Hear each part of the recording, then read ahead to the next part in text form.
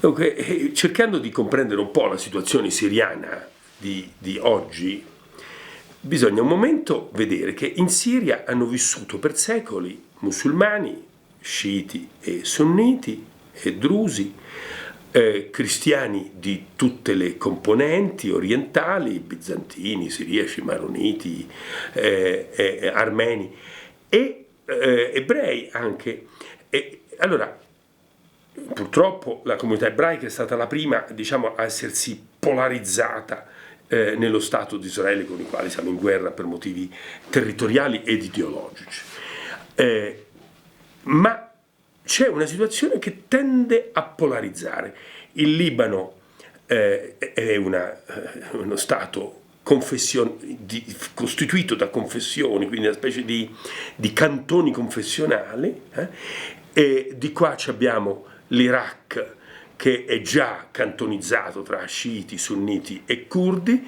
I turchi hanno un problema di relazione turchi-curdi, c'è solo la Giordania pure è complessa e fragile, qui c'è l'Iran che tira dalla parte sciita, passando per l'Iraq e il sud del Libano, qui c'è l'Arabia Saudita che tira verso una obbedienza, diciamo, sunnita wahhabita, e la Siria, che dovrebbe invece essere il luogo di esperimento dell'armonia, della fraternità, di tutti questi elementi, rischia invece di andare in pezzi e di frantumarsi.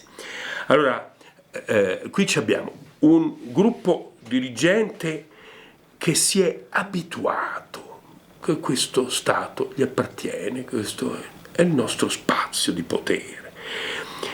E c'è addirittura una specie di innocenza di questa abitudine al potere e all'impossibilità di cederlo.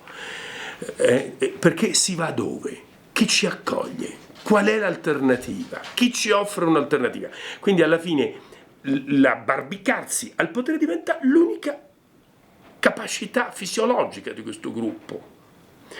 E siccome la cultura della non violenza non è che faccia proprio parte del DNA, e quindi la vecchia abitudine repressiva diventa l'unica reazione di cui si è capaci. E in questo ci vorrebbe molta saggezza internazionale nel creare l'alternativa, nell'offrire la via di uscita. Noi abbiamo parlato per 10 anni di accesso graduale alla democrazia, per conversione culturale delle classi dirigenti, spinte, aiutate dalle classi emergenti sul piano culturale e civico. Poi abbiamo sul piano sociale due gruppi che rischiano di essere in contrasto militare, sono già in contrasto, che è tutta la questione delle relazioni tra sunniti e alawiti.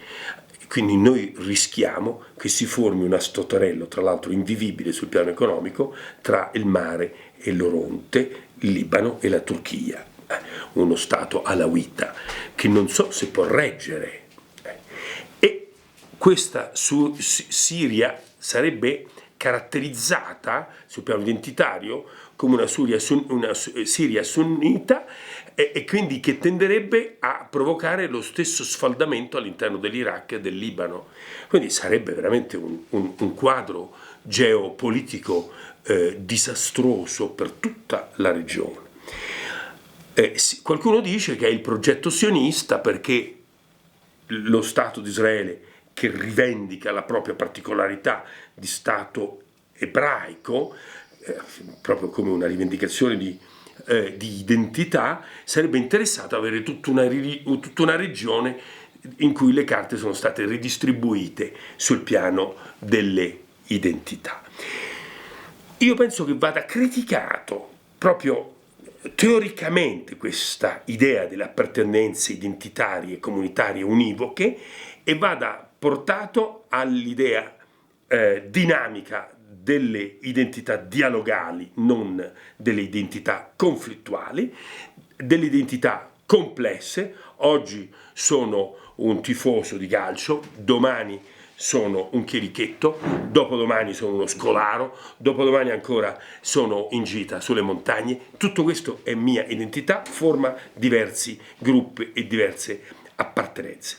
Io penso che per la Siria un sistema bicamerale con presidente arbitro, garante dei diritti delle minoranze e delle realtà umane marginalizzate, possa, eletto con 2/3 dei senatori e dei deputati, possa garantire una via d'uscita per la Siria verso una democrazia reale ed adulta. Nel frattempo bisognerà offrire ad alcuni del gruppo dirigenti che si sono troppo impegnati nella repressione violenta un albergo, una via di uscita che consenta loro di non doversi abbarbicare al potere a morte.